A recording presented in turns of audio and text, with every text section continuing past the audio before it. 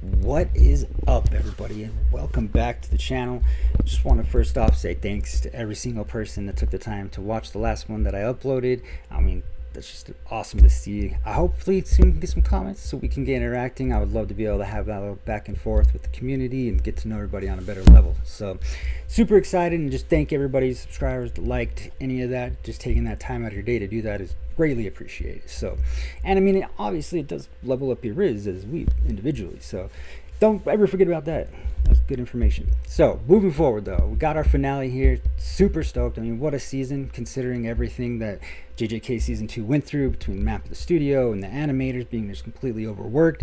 It was amazing that we not only got what we got, but we got something, in my opinion, was one of the best seasons in anime. It's just incredible. It's like Chimera Ant arc level, even reading wise, so many different arcs like Infinity Castle and things that stick out to me, even that Chainsaw Man for start, just so many things. But the animation was just tremendous and at every level, and cannot thank you guys enough for all the hard work. If anyone wants to see this, thank you guys, all those animators, everybody involved, just amazing. So do a full breakdown of the season and kind of what I thought next video, and as a whole everything, break it down, curse techniques, everything we saw and everything we need to know kind of moving forward into the next arc, which I'll kind of touch on at the end as well. But early little spoilers, Cooling Games gonna be equally as amazing to Shibuya, if not even better. So we continue, the discussion between the monopoly of cursed energy and Kenjaku and Yuki's views. Kenjaku, with that classic villain monologue, of course, lets everybody know that what he should have created was chaos that went even beyond his control. But back to his main goal and purpose, Kenjaku lets them know, but I've already finished extracting the technique. Yuji, in shock, realizes what he's doing and looks over at Yuji. If there wasn't there a cursed spirit named Mahito, which to me that's pretty crazy to think. If she already knew that this was a possibility through Geto's technique and the soul manipulation of Mahito, which would make sense considering her study of the soul and her being, tracking down all the people that could give her more information about it. But don't you think this would have been information to let them know, like, hey, Gojo, you need to wipe out Mahito right now, because Geto gets him, everything goes spiraling down from there. So kind of crazy to me. That's her type. She does things on her own, doesn't want to mess with anybody, has been that way since she was a star plasma vessel. So everything we know about her, she's a badass character. I can't wait for you guys to see her actually fight and see her curse technique. I won't get any spoilers there, but just absolutely does put her at a special grade level. Let's just say that. But anyways, moving on, lets you know that, obviously, yes, Mahito was there, but that guy over there, he just deep-throated him last episode. I'm sorry, but there's nothing we can do. Geto obviously lays down the idol transfiguration, which is one of my favorite names. Probably murdered that, but just amazing thing. Between that and Yoichi Tenkai domain is just awesome. Anyway, so after that initial shock, of course, Yuki looks over at Yuji and says, I think it's time for that weekly JJ jump in, Yuji. What do you say? It's possible right now we could get him. But anyways, moving forward. He explains that cursed spirits do stop evolving the second that they're actually absorbed through Geto's technique.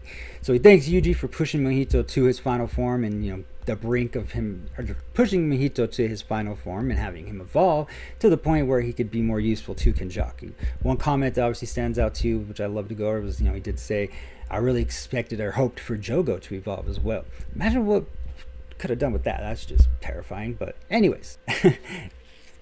And now, with literally untying of a fucking knot, he releases the seal on all these cursed objects and lets the whole thing kick into full motion. Yes, just a tiny little knot with some fancy seals on it. But I guess it is kind of crazy considering those seals blocked Sukuna's fingers for so long. But anyways. Most of them have been in a deep sleep, and after being exposed to Kenjaku's cursed energy, he marked them with, they will now soon awaken. And if you weren't already like, damn, this man, big brain, high IQ, I mean, just wait. As far as villains go, by far one of my favorites in anime. I mean, he explains to them now that their options now are they're going to come back, kill each other, so they can deepen their understanding of cursed energy, of course. I mean, that's super important, right? I mean, think of it though, as unleashing 1,000 of malevolent Yuji Itadoris, pretty insane to think about. So the cursed objects, though, as Kenjaku begins to explain pretty much what the Cooling Games is without calling it that, lets him know that they're distributed through packs that he has made, for secret packs that he has made with all different types of sorcerers throughout the years. He made a pack with non-sorcerers as well, but those were nullified when he obtained this body. Then in dramatic fashion, this is the world of the future. Boom! Kenjaku then releases hundreds of cursed spirits surrounding everybody. Kind of looks like a Maxima Uzumaki. But with the prison realm in hand, he says one of the most iconic lines that I love to hear. Let's go into that one. I have high expectations for you, Yuji. Sukuna, also, are you listening? It's happening again. The Heian era. The golden age of jujitsu. And man, so much to unpack here. If you read the manga, you know exactly what I'm talking about. But it's just going to get crazier and crazier. I want to make a video kind of going into the Culling games, give it a full breakdown, especially once it's completed.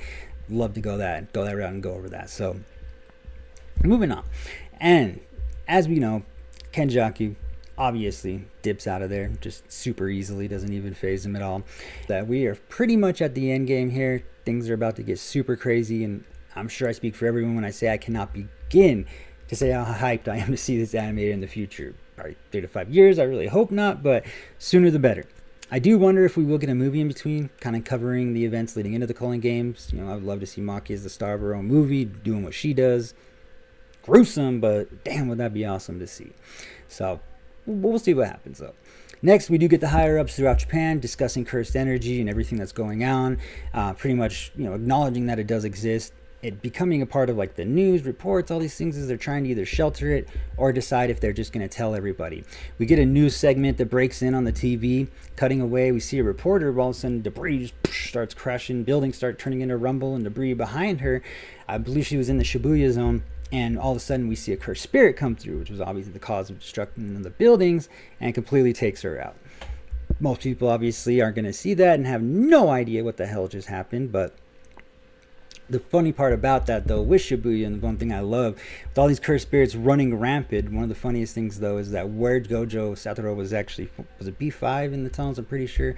But whenever he got into the prison realm, there's a whole radius and no cursed spirit even going to want to mess with even the residuals of Satoru Gojo, which is just badass to even think about. So love that little line there. Next, though, we pad out to a little girl in the gas station getting any type of food that she can. I mean, this is, you know, anime only from what I believe. I don't remember seeing this. I'd have to double check, but don't quote me. But kind of crazy. She sees this little scary ghost and, you know, offering her, come here, my mom and dad and your brother are here. She's like, I don't have a brother.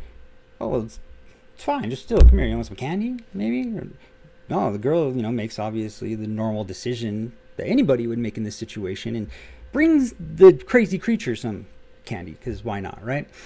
Comes jumping in, and then right before he's about to get this gigantic curse eating this poor little girl from the skies and heavens, we get Yuta the God stabbed right through this curse's head. Best part too is he's letting her know, you know, he acknowledges that she can see them and is like, you know, trying to cover her up, because best parts about this though is that he comes up, he's telling her and realizing that this little girl can actually see cursed spirits. The cursed spirit behind him begins to growl again, and then right against the wall, turned it a splat. Only one person that could do that, Rika. And he kind of covers her eyes so she doesn't have to see the obliteration on the wall. We get one panel view of it. Fortunately, we don't get a little scene of Rika though. I would have loved to see her laying that punch on him, but to be continued with Rika obviously. So we'll see her, I'm sure, very, very soon once that starts back up. But straight great. Also, anytime we can get some extra Yuta, I'm 100% on board with that. So, by all means. He does go ahead, and we get a little bit more dialogue. It seems like he's actually talking to Yuki, just giving some reasons, of course, as to why she was a day late, you know, or months late, whatever the case may be. She does state, though, that it is high time she confronted Tengen too, which, as you know, she was a former Star Plasma Vessel candidate, or if you didn't know, whatever, kind of weird, random. But what will you do? She asks Yuta. As we see him being instructed from the higher ups, he needs to execute Yuji. Plain and simple. They are resistant and hesitant to believe if he's actually on board with it, knowing how loyal he is to his sensei.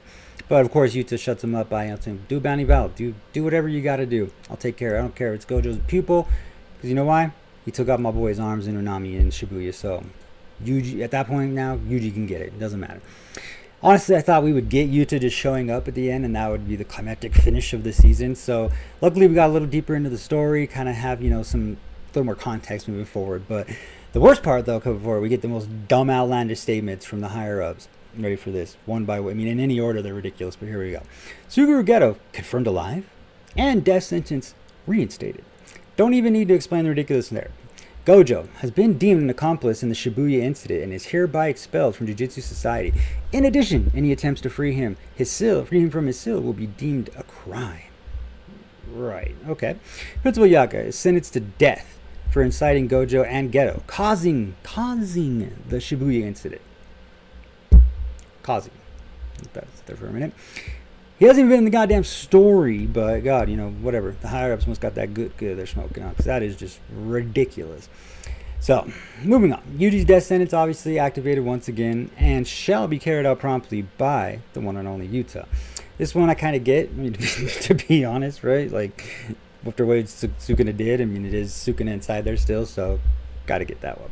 Special grade sorcerer Yuto Okotsu appointed as Yuji's executioner. After all the dumb shit, we got our boy, the motherfucking MC, on a big ass flex at the end of the episode and the end of the season. He's on the bridge, kind of guy, you know, looks like the sun's coming up. He's getting his Rocky stance on, loosening up a little bit, stretching out. Bam! Claps his hands together. Not just for show, not only that, to welcome several gigantic curse spirits that just come slinging out of the water. You know, just throwing, you know, just Mr. I throw heavy things, of course. A little bit of context not provided. And without going too deep into what's next, Yuji's just simply trying to atone for his mistakes, obviously. You know how he is, man. He has huge responsibility for what happens, regardless if it's Sukuna, it's his body. So, pretty much 24/7, he's been living in the affected zone, just wiping out as many of these cursed spirits as humanly possible, which, hell yeah, man, that's fucking awesome. Hanging out with his brother now, too, his big bro, Chozo. All in all, I mean, what a finale. And all in all, what a finale, what a season. Like I mentioned earlier, I do plan on doing a way bigger breakdown, going over, you know, all the amazing things moving forward, kind of getting into the spoilers, whatever else you guys would like to see. Definitely comment below and let me know. And like I said, any of those subscriptions, likes, any of that stuff, if you take in the time out of your day to do that, truly appreciate it. Kids truly appreciate it. Just love you guys for doing it. It's amazing. So my kids, you know, got to show them that the old man, because I am 38 after all, can do this, even though I am a nerd. But again, because after all, like I said, and I always say, even a weeb, even an old weeb, can have reason. Thank you guys so much again. Can't thank you enough. Peace. Have a great day or night.